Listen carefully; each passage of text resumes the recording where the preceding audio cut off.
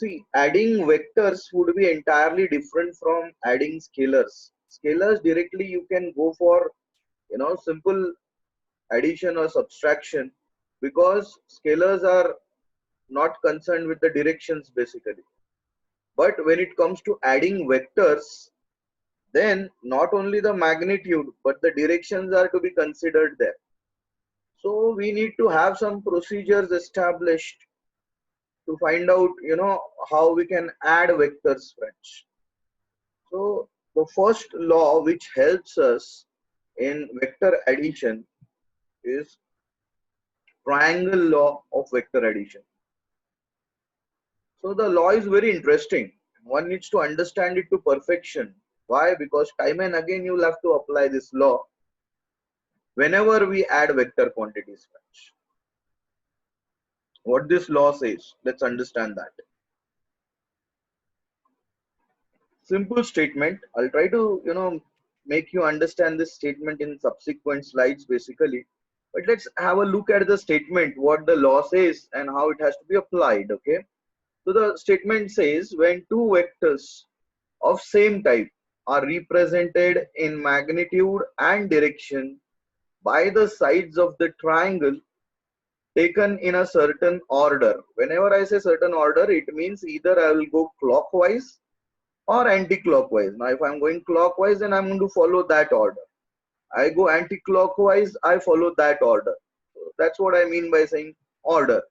So again, I repeat, when two vectors of same type are represented in magnitude and direction by the sides of triangle taken in certain order, then their resultant vector is represented in magnitude and direction by the third side of the triangle taken in opposite order. So before I explain you how we deal with the triangle law of vector addition, I want you people to make a note of this definition quickly so that we start, discussing this statement in details. Let me know once you have taken the note of this. Yeah, people say yes. So hopefully I've taken a note of this. Now we are going to, discuss this law in greater details. What it says, when two vectors of same type are represented in magnitude and direction by the two sides. Okay, so let's see what it means. Let's talk about, we have two vectors, p bar and q bar, and they are of same type. That means if p is representing force, q is also representing force. Obviously, q is not representing velocity vector. So the two vectors are of same type, and then we need to add these two vectors. So how we add these two vectors? Okay, say these are the two vectors I'm talking about, and the directions are different. You can see. All right, so these are two vectors which have different directions. So what I do with the help of triangle law, what I will do is, you can see, I will take the first vector and make it represented by the first side of the triangle, and then the second vector will represent the second side of the triangle, and obviously there would be a third side which will give you the resultant vector. So let's deal with the animation. Okay, just check out the animation basically, then we discuss what's written in the slide. Okay, you can see the first vector is taken as it is. Hopefully you have seen this. Okay, the same vector is being represented here. OA is representing P bar. So let this be the first side of the triangle. Again I repeat it. Okay, concentrate eye on this. The same vector which was here is being placed, okay, as OA, and we represent it as P bar. Let this be the first side of the triangle. Once this gets over, so here the second vector will be starting. Okay, so I will just take this vector as it is. I'm not changing the direction. This vector which is representing Q bar will be placed over here. See, I'm not changing the direction also. You can see the same direction. Again, you can check out the animation. You can see the direction at the top. The same direction is being mentioned at the bottom also. You can see. Yeah. Then this second side represents the second vector Q bar, and it is taken in certain order. Now what is that order? I'll tell you. We start from O, we move to A, from A to B, that means we are moving anti-clockwise. We are just following anti-clockwise order. So one vector ends, other starts. We are not changing the direction. See, the directions of the vectors are maintained. Then there will be the third side of the triangle, which will give you the resultant. Now when I say resultant, it means it's a combined vector which is giving the combined effect of two or more vectors. Here two vectors specifically, P bar and Q bar. So the third side, which if you take it in opposite order, will give you the resultant, friends. So let's check it out. Again, you check out the animation. See, I'm taking the third side of the triangle in the opposite order. The two vectors I have taken it anti-clockwise, but the third side I'm taking it, clockwise and opposite order. The third side will represent the resultant of the two vectors P bar and Q bar. This is what this triangle law of vector addition says. How you actually apply it while solving problems? So subsequent stages we are going to come to know about that. So today's lecture would be dedicated to understand these laws. Tomorrow we will apply these laws. So please make a note of this, friends, before we move ahead. So this is how we go for vector addition, friends. The basic law which we have seen is the triangle law. And hopefully you have understood how to place triangle law in a diagrammatic way over here. Once you are done with it, please let me know so that we can move ahead. Please make a note of this.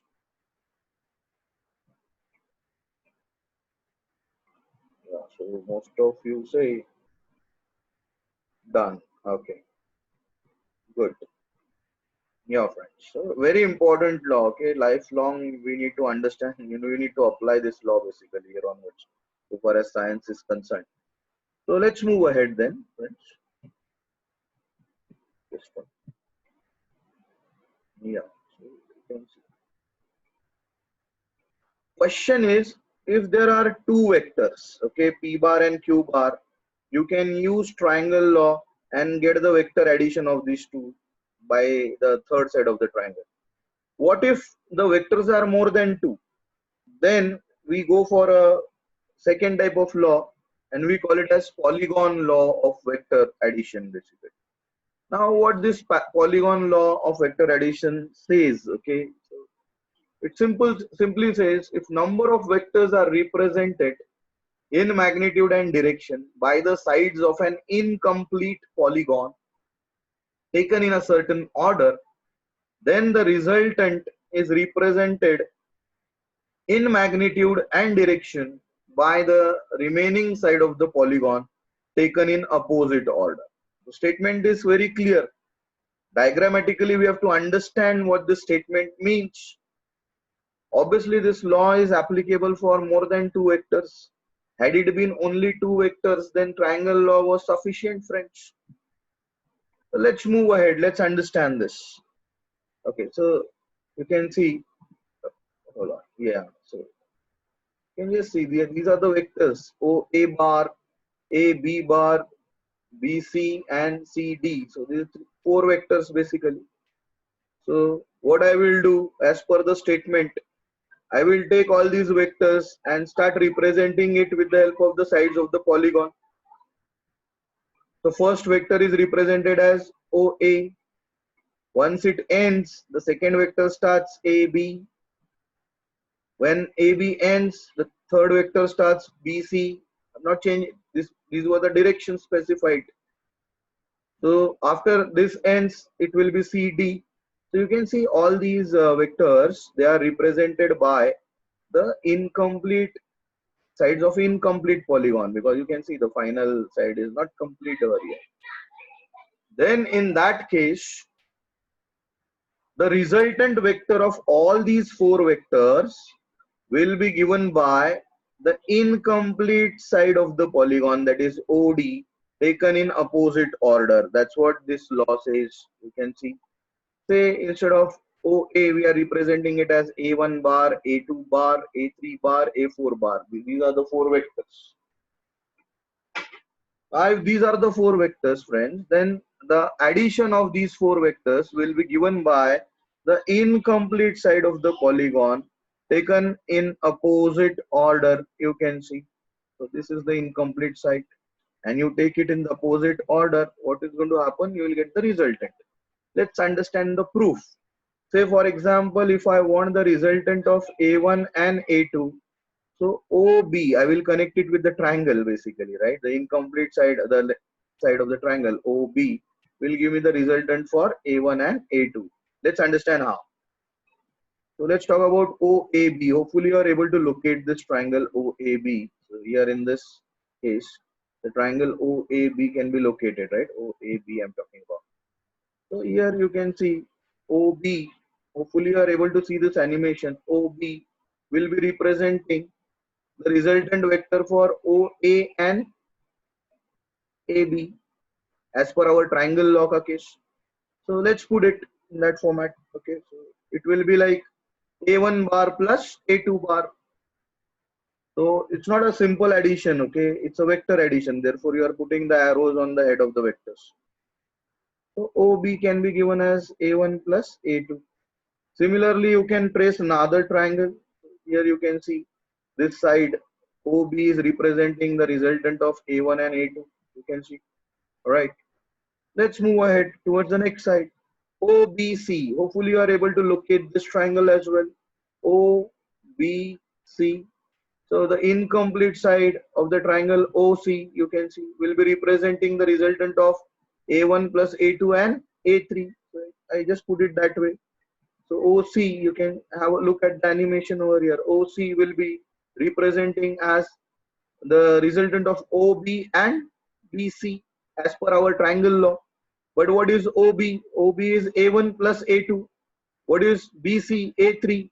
So let's put it as A1 plus A2 plus A3 bar. All right. So let's put the last triangle now. We can locate it OCD. Hopefully you can see here in the animation also you can check out. This OC is representing the resultant of all the three vectors A1, A2 and A3. Now let's incorporate A4 also CD.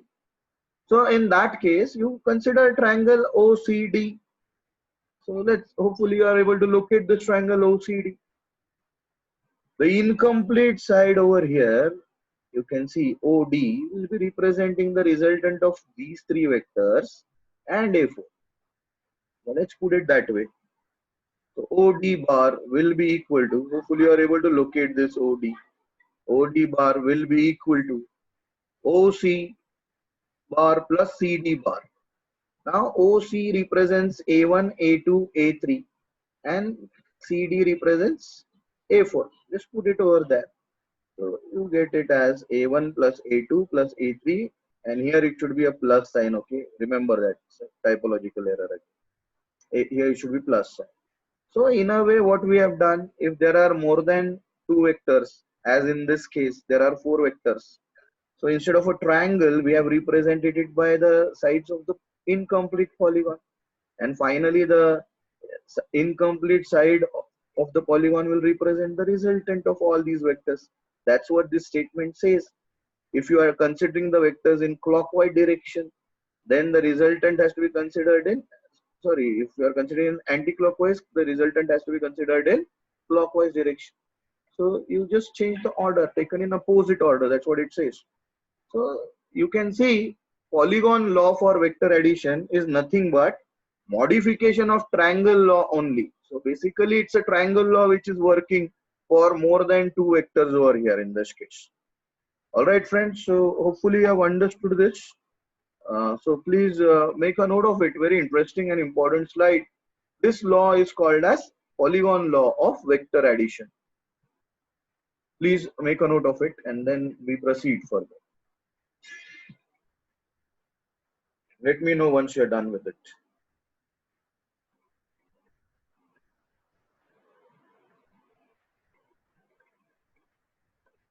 Yeah, people say done. So good.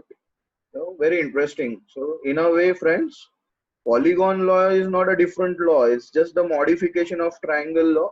And why do we require polygon law? Because not necessarily every time there would be two vectors which are to be added. At times in given problem there can be 3, 4, 5, 6, many vectors. And all of them we should have a technique to add all of them. Therefore, polygon law comes into picture. All right, friends. So again, it's a modification of triangle law when you try to add vectors.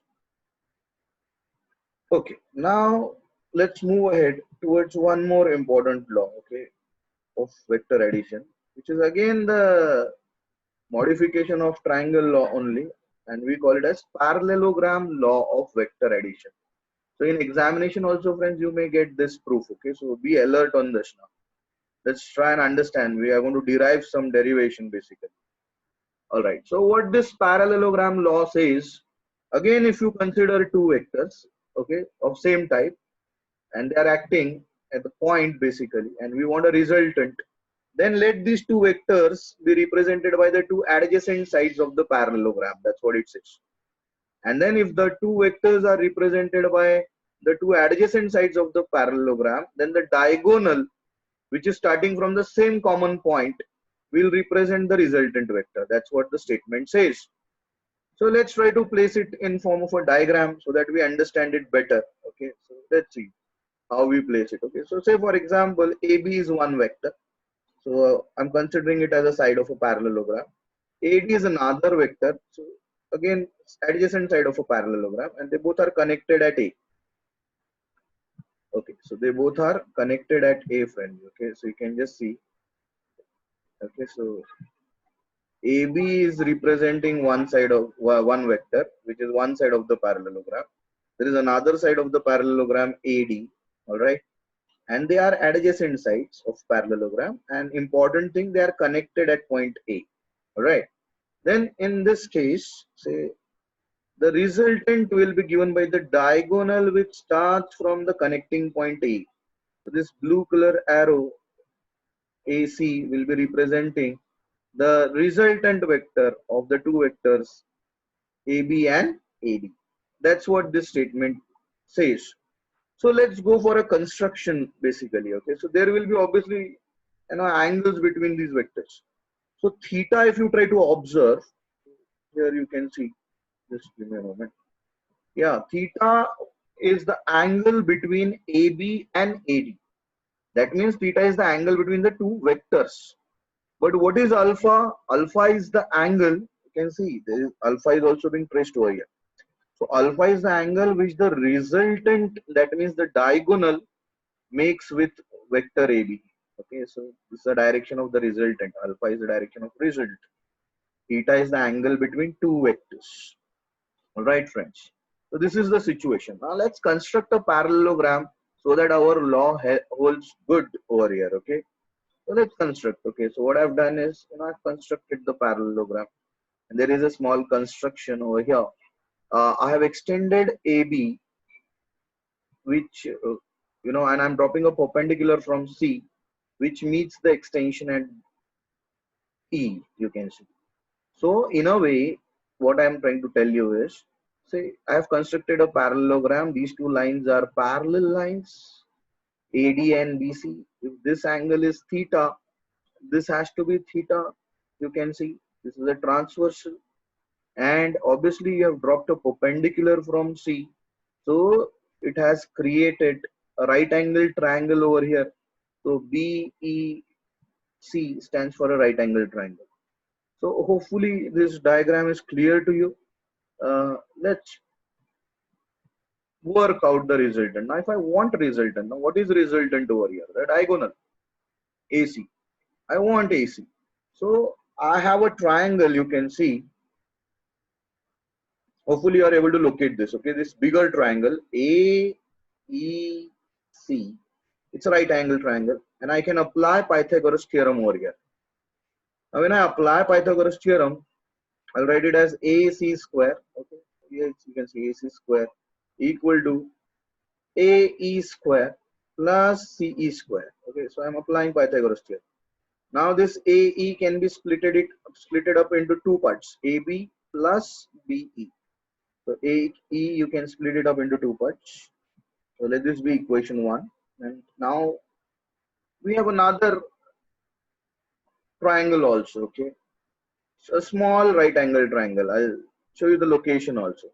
So BEC is that small triangle, right angle triangle. Here also you can apply Pythagoras theorem. So when you apply Pythagoras theorem, BC square will be equal to BE square plus CE square. You can see BC square is equal to BE square plus CE square. So let's put it this way. Let this be equation 2. All right. Now let's move ahead. Triangle BEC. Okay. Can I say cos theta? What is cos theta? If you check out this triangle BEC, friends. Okay, when you check out this triangle BEC, you can see, cos theta will be adjacent side. So BE upon hypotenuse BC, isn't it? So what will be BE then? BE can be represented as BC cos theta. So I got the representation of BE. So BE I can put it as BC cos theta as per the definition of cosine for angle. Right. Similarly, in the same triangle, you can see, just give me a moment. Yeah, let this be equation 3. Can I say what is the value of sine theta? Sine theta in the same triangle will be opposite side. So what is opposite side? CE upon hypotenuse, that is BC. So obviously CE will be given as BC sine theta. Let this be equation 4. So now I have equation 1 from the bigger triangle AEC. Equation 2 from the smaller triangle BEC, Pythagoras theorem being applied over there. And by trigonometry, I have worked out the values for BE. So BE is BC cos theta. And similarly, CE is BC sin theta. Alright, friends. So I've made these equations available. Okay. Now let's say AB vector is represented by P bar. Alright. And AD, you can see, will be represented by Q bar. So AB vector is represented by P bar. AD vector is represented by Q bar, and the diagonal which is giving us the resultant, okay, that is represented by R bar. So we are interested in finding out what is the value of R bar so that we can solve problems on that. And then what will be the value of alpha also? What will be the direction of this R bar? So this R bar has two components, magnitude and direction. Direction will be given by alpha, and magnitude we have to work out with the help of these equations. Okay, so we have framed a picture, situation where we are about to think about the derivation. So before I actually take you towards the derivation, I want you people to make a note of this. And let me know once you have noted it down. So we move ahead towards the derivation, friends.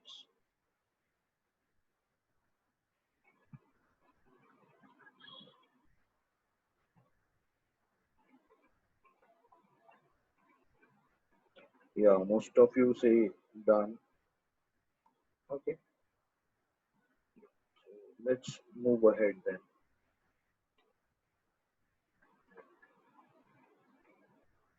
Fine. Let's move ahead. Hopefully this diagram is clear to you. The same diagram will be used further also for the derivation. Yeah. The same diagram is being drawn over here also. That we have the reference. We can take the reference. From equation 1, what was our equation 1?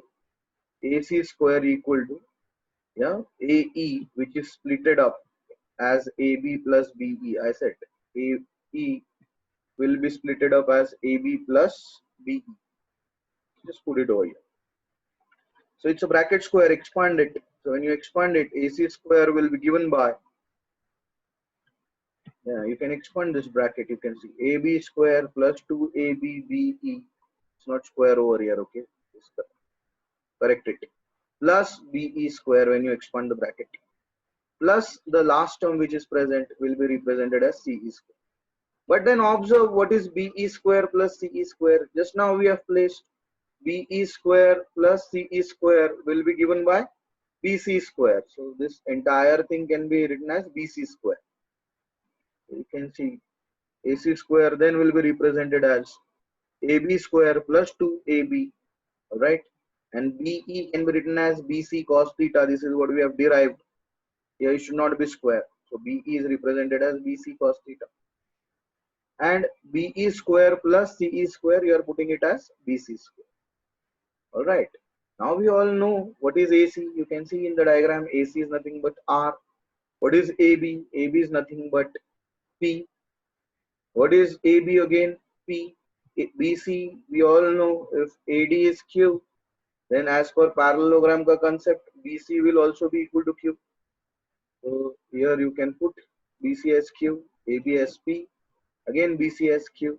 So the equation then becomes, you can see, substituting AC as R, AB as P, BC and AD as Q, the equation becomes R square equal to P square plus Q square plus 2PQ cos theta. Take the square root of it and you get the magnitude of the resultant as R equal to root of P square plus Q square plus 2PQ cos theta. What does that mean? It means if you know the magnitude of P, Q and the angle between them, you can find out the magnitude of the resultant vector.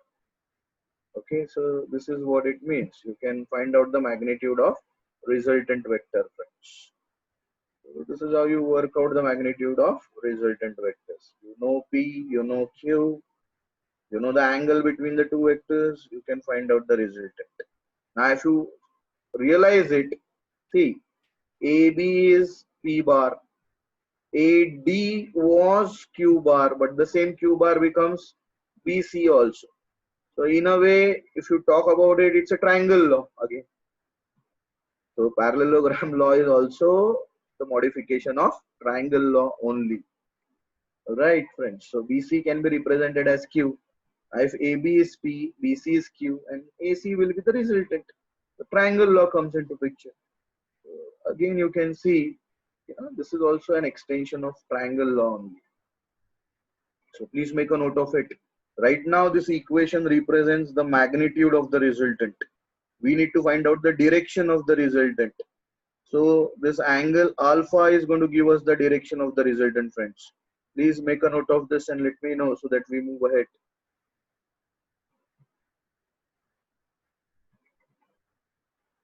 Yeah, so people say done.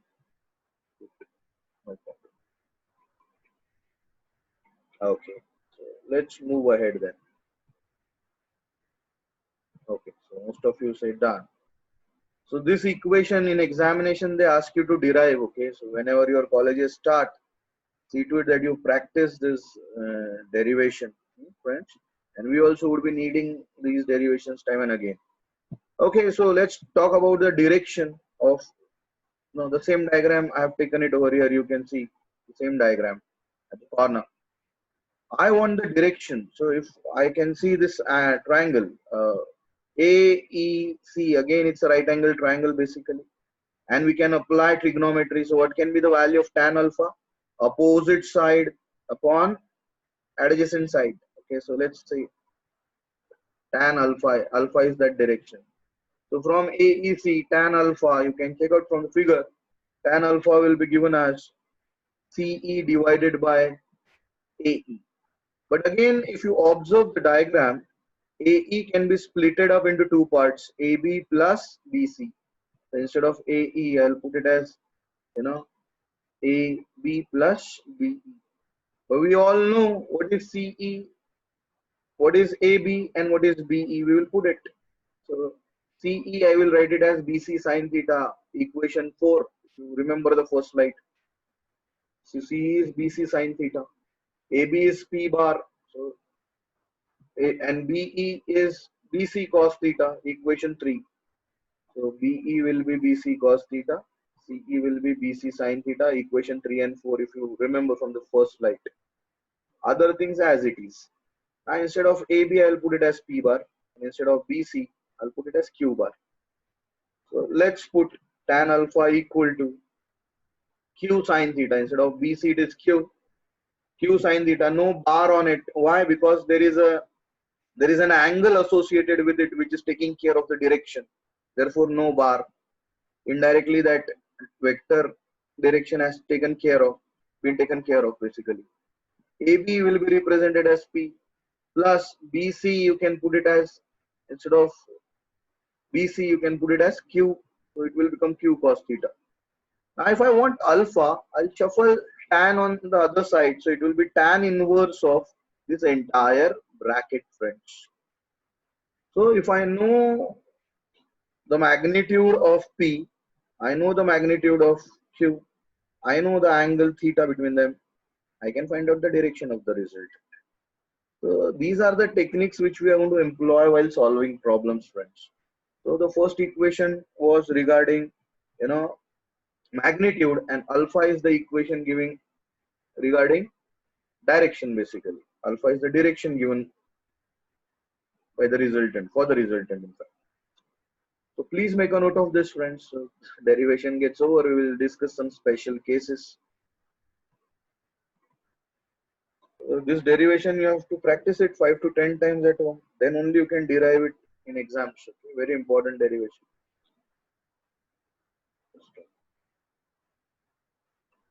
Yeah. Stop. You say done. Okay, let's move ahead then. We will, discuss some cases, specific cases, special cases. Let's understand that. So when theta is 0, when can the angle between two vectors be 0?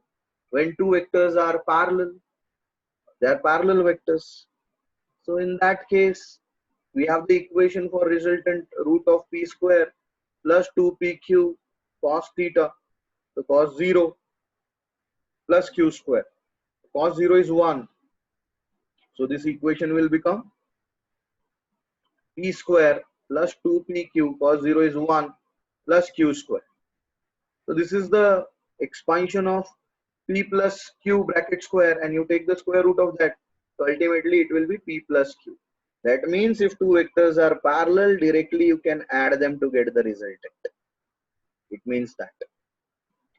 Alright, so this is the first special case which we have discussed.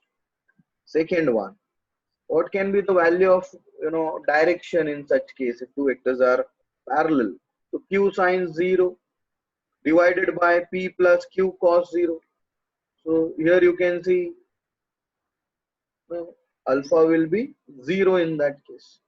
So the direction alpha is 0. What does that mean? The resultant will be in the same direction as p and q because they are parallel. So it will move in the same direction. Therefore, the value of alpha will be 0. This is the first case which we have discussed. Next case can be, the two vectors are anti-parallel. That means the angle between the two vectors will be 180 degrees. Anti-parallel means, they both, one is directed towards the east and other is directed towards the west along the same line of action. Then in that case, we will just put this value. Okay, here wrongly this 180 comes over here. This 180 has to be here near the cos. But what is cos 180? Okay, you make that correction later. But what is cos 180? That is more important. So cos 180, friend, is minus 1. So because cos 180 is minus 1, the middle term will become minus. Now if you observe this expression, this is the expansion of p minus q bracket square. Now when you take the square root of this, you can see ultimately p minus q. So the vector addition resulted indirectly in vector subtraction, isn't it? Why? Because the two vectors were anti-parallel or exactly opposite vectors. So here the resultant will be the subtraction between p and q. Okay, so this is another special case. Let's talk about the angle. Tan alpha in this case will be q sine 180 divided by p plus q cos 180, friends. So we all know in that case also alpha has to be 0 if p is greater than q in this case, or it will be alpha equal to 180 if p is less than q. You can just try and check out these situations later. All right, so what does that mean? Alpha will be 0 means if p is greater than q, the direction of the resultant will be in the direction of p. Therefore alpha is 0. But if p is less than q, so the direction of the resultant will be in the direction of q. Therefore alpha will be 180 degrees. पूरा उसको 180 से घूमना पड़ेगा वो direction. Very interesting analysis, friends. will help you for your entrance examinations also. All right, so let's move ahead. The third case can be, see, पहला case क्या था, can be zero, angle theta can be zero between the vectors, parallel vectors.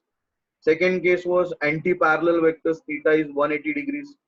The third case is theta is 90 degrees. They are mutually perpendicular vectors. Now, if the two vectors are mutually perpendicular, let's see how the formula,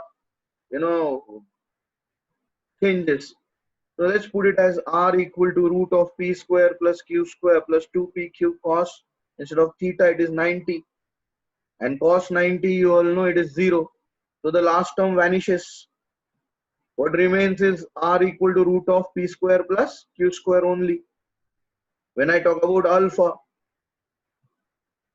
so two vectors are perpendicular, this formula will come into existence, okay? Root of p square plus q square. So this general formula has been reduced to this equation.